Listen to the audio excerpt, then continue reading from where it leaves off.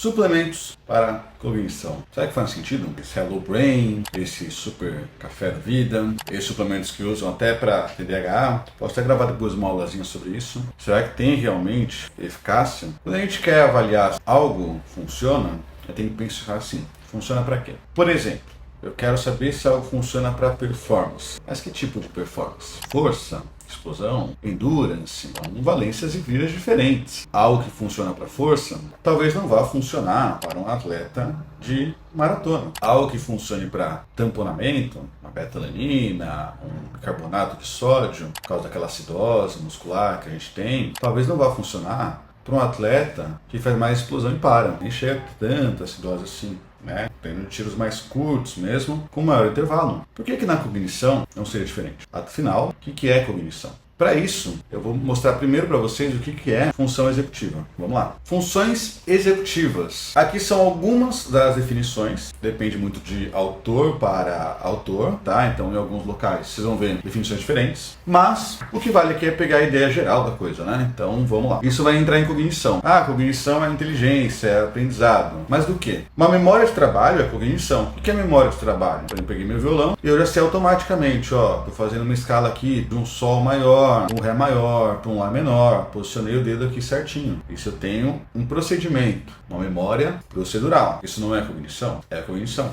Eu estou dirigindo, assim que eu entro no carro, faço meio as coisas no automatismo, né? Já coloco o cinto, já piso ali no freio, tiro o freio de mão, dou partida no carro, né? Põe na primeira, ou põe no drive, já dou a seta para sair, vai tudo meio que no automático, né? Porque a gente já está acostumado. Isso tudo também é cognição, também é um aprendizado. Um raciocínio lógico, por exemplo, são alguns testes que a gente tem, pode ser teste assim, aqui, amarelo, eu vou escrever, teste de Stroop, por exemplo, amarelo, verde, e aí, só vou colocar 3 aqui, pessoal, para não ficar um vídeo muito longo, né?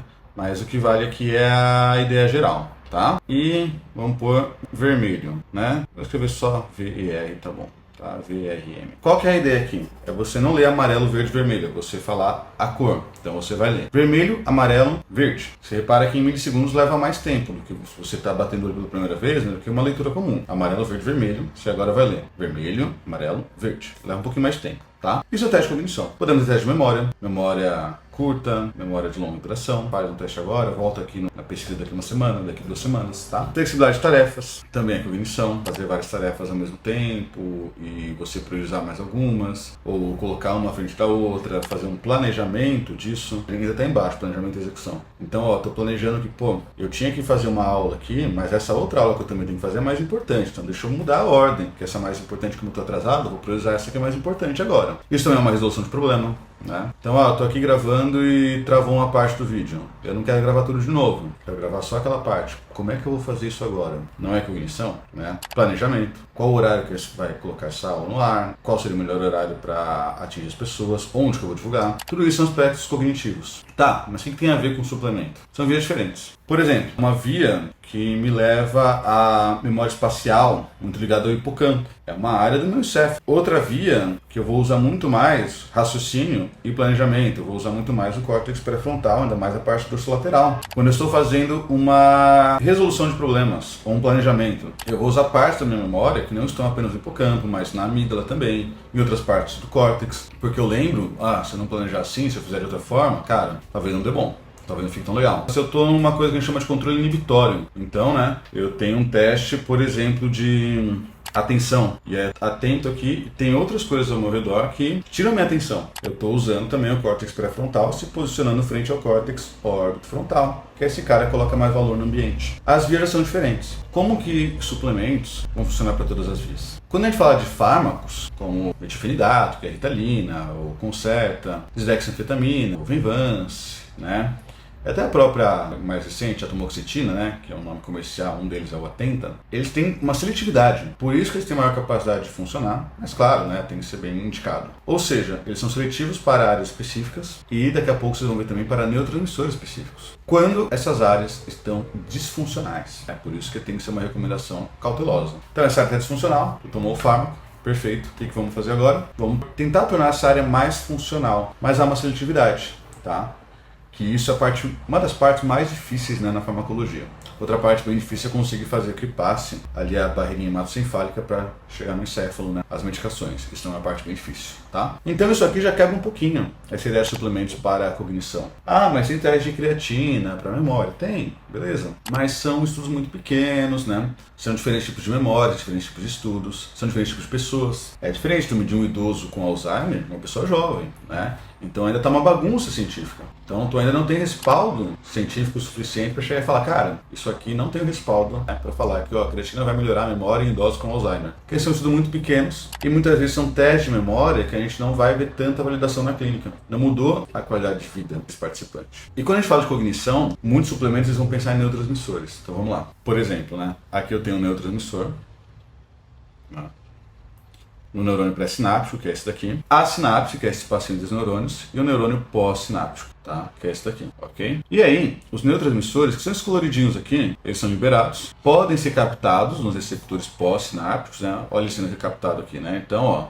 você liberou o verdinho, foi captado no pós, você liberou o azulzinho, foi captado aqui. Olha como que ele pode ser captado, mas ele também pode ser degradado, né? Ou ele pode ser recaptado. Então ele foi liberado, foi captado no pós-sináptico aqui, né? Nesses receptorzinhos aqui, tá? Que são esse meio formato de Y, né? Ou podem ser recaptados. E repare uma parte bem importante aqui. Eles ficam armazenados em vesículas. Então não adianta você falar, ah, não, eu vou tomar tal suplemento porque vai aumentar o número de neurotransmissores aqui, vai aumentar esses caras aqui, e vai liberar mais aqui, e vai captar mais. Por quê? Porque a primeira coisa que eu falei é que nem tudo vai chegar no seu cérebro. Segunda coisa é que já está ali. Não adianta você tomar para ter mais, já está. O que é suficiente, o que é ali também por questões genéticas, ambientais, enfim, né? Já está ali disponível. Não dá para ter um excesso disso, seria até problemático. Então como é que eu faço para liberar? Como é que eu faço para liberar a dopamina, a serotonina? Potencial de ação. Então aqui é um neurônio, tá? Esse embaixo aqui.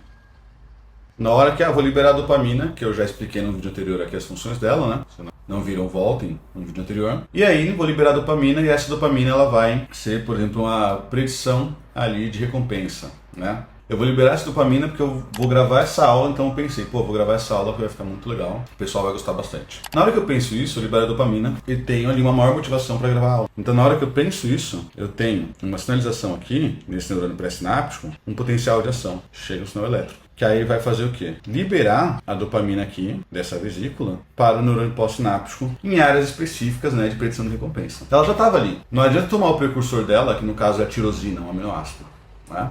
Não vai mudar. O que mudou mesmo essa liberação foi a presença dela, que já estava ali. O potencial de ação que veio do quê? Da minha avaliação de predição de recompensa. E da onde que veio essa avaliação? Condicionamento, aprendizado, memória. Então tudo isso está relacionado. Não é tomar um suplemento de tirosina, um suplemento de dopamina, né? Só que ela não vai funcionar sozinha. Porque na hora que eu tenho essa liberação dela, eu não tive um aprendizado de que, ó, quando eu libero essa aula eu tenho recompensa. Eu não tenho outros aspectos cognitivos ligados também a validação dessa recompensa, como, pô, isso aqui vai me trazer mais engajamento, mais aulas, né, mais cursos. Então eu uso vários neurotransmissores. Não vou usar só dopamina. Eu vou usar a própria acetilcolina, que está envolvida em aprendizagem, a serotonina. Eu vou ter outras emoções ocorrendo, estou ansioso, com a produção dessa aula. Então eu vou ter hormônios também, né, que agem de uma maneira mais aguda, mas também crônica. Então eles têm uma ação um pouco mais lenta que neurotransmissores, tá?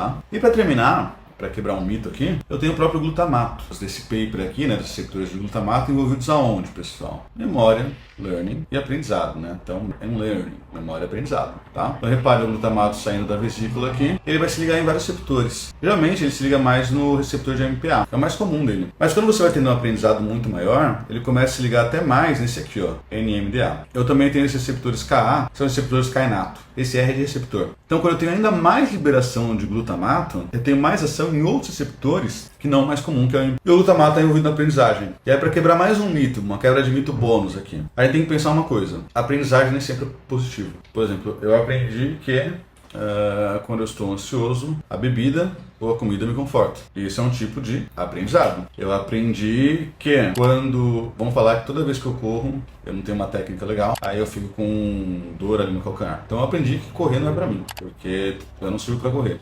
Não foi um aprendizado verdadeiro, na verdade eu tenho que primeiro melhorar essa técnica, talvez, né?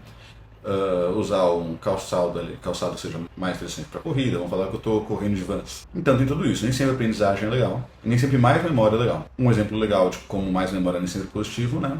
Transtorno de estresse pós-traumático, a pessoa ficar revivendo aquela memória, ok? Então, gente, é triste, eu sei, mas não tem suplemento para cognição, tá? Se você quer aprender, faz o que eu falei nos vídeos sobre aprendizado. Economize esse dinheirinho com suplemento para cognição e gasta mais do que é útil, tá bom? Então, vou terminando por aqui. Se vocês gostaram, compartilhem o vídeo, comentem ali, me deem os feedbacks, né? E curtam, que aí vai me ajudar bastante no YouTube, tá bom? Obrigado, pessoal. Até uma próxima.